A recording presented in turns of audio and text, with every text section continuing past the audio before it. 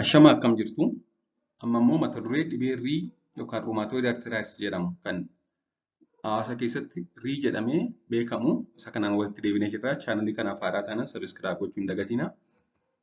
Dhibeen rii dhukkuba qulqulfannaa qaamaa yeroo dheeraaf nama wajjin jiraatu ta'ee irra jireessaan buusawwan qaama keenyaa kan miidhu.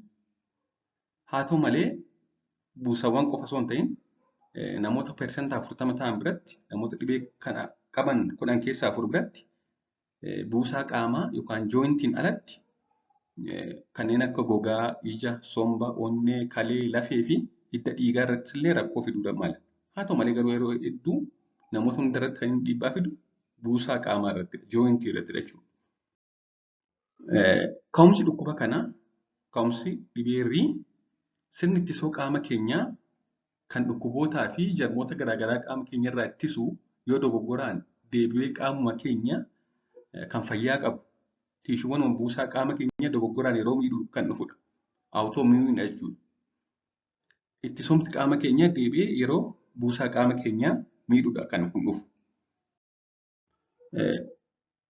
Mallattoolee dhukkuba rii yoo ilaalle kan jalqabaa dhukkubbii dhiitaa fi ho'a buusawwaniidha. Dhukkubbii dhiita'uu fi ho'uu buusawwanii. Akkasumas buusaa yookaan cabsata irratti nama qabu, sosochoosuu buusaa yookaan jooyintii keessa sosochoosuu dadhabuu, diriiruuf kottoonfachuu nama dhorkuu keessattuu yeroo ganamaa fi ganama dorribaa kaanuu fi yeroo sa'a dheeraa bakka tokko teenyee kaanu jooyintiin keenya yookaan buusaan qaama keenya diriiruu fi kottoonfachuu diduu. Akkasumas dadhabbii ho'a qaamaa fi fedha nyaataa dhabuullee namatti fiduu danda'a. Dhukkubni kun yeroo jalqabaa buusawwan xixiqqoo kan akka buusaa xixiqqoo quba harkaa fi miilaa irra jiran jalqaba. Buusaa gurguddaa kan akka jilbaa osoo hin ta'in kan inni jalqabu buusawwan qaama keenya kan xixiqqoo taate fakkeenyaaf quba harkaa, quba miilaa kanneen kana irratti jalqaba. Yeroo dhukkubichi jabaataa deemu immoo buusawwan xixiqqoo kanarraa gara guddaatti ce'uudhaan kan akka ciqilee, jilbaa, mudhii fi gateettii fa'aas ni huba. Yeroo hedduu buusawwan wal fakkaatoo cinaa lachuu jiran huba. Fakkeenyaaf yeroo wal fakkaataatti ciqilee bitaa fi mirgaa, yeroo wal fakkaataatti jilba bitaa fi mirgaa hubuu danda'a jechuudha. Akkasumas buusaa tokko ol yookaan buusawwan hedduu yeroo tokkotti hubuu danda'a. Takkaatti bakka adda addaa quba harkaa, jilba bakka adda addaa takkaatti hubuu danda'a jechuudha.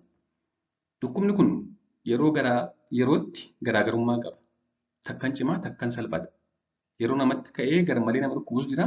Yeroo namarraa deemee xiqqoo namatti furus jira jechuudha. Turtii waggootaa booda dhukkubni kun buusawwan irratti miidhaa fiduun iddoo buusaa sanaa jallisuu danda'a. Buusaa sana jajallisuu danda'a jechuudha. Ammoo dhibee kanaaf maaltu nama saaxila? Carraa dhibee kanaa godhachuuf maaltu nama saaxila jennee ilaalle? Saala lachuu irratti mul'achuu danda'a. Haa ta'u malee dhiira caalaa dubartii irratti yeroo hedduu mul'ata. Akkasumas umurii kamirratti mul'achuu kan danda'u haa ta'u illee malee yeroo hedduu ga'eessummaa yookaan namni yeroo umuriin xiqqoo deemaa dhufu golmaassaa isa jennu naannoo sanatti baay'inaan mul'ata.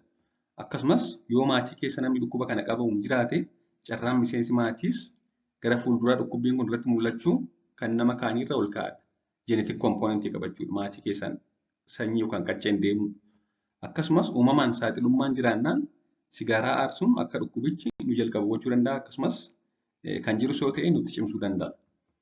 Akkasumas ulfaatinni qaama keenyaa garmalee guddaa yoo ta'e ulfaatinni hojjaa keenyaa wajjin kan waliin madaalle yoo ta'e dhibee kana namatti cimsuu yookaan namatti kaasuu danda'a jechuudha. Xaxaawwan dhukkuba rii maal fa'i?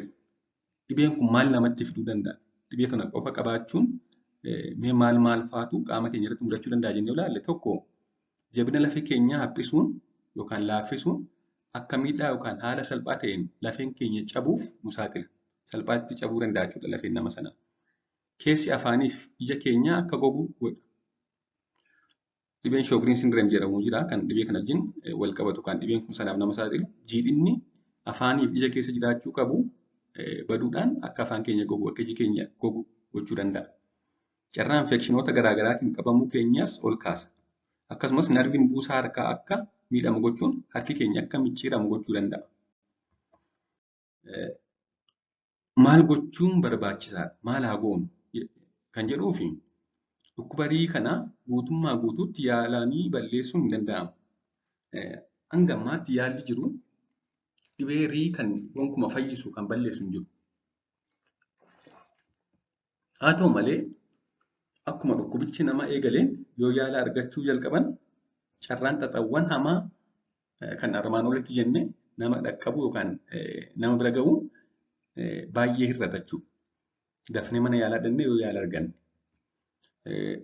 Dabalataanis sigaaraa aarsuu dhaabuu, sochii qaamaa dalaguu, iddoo buusaa dhukkubbii qabu sanatti waan ho'aa yookaan cabbiitti qabuu, ulfaatina qaamaa ol ka'aa yoo ta'e hir'isuu, qorannoolee barbaachisaan mana yaalaa dhaqanii gochuu fi yaala isaa hordofuu akkasumas gargaarsa ogeessota fayyaa sirriitti hordofuun barbaachisaadha jechuudha.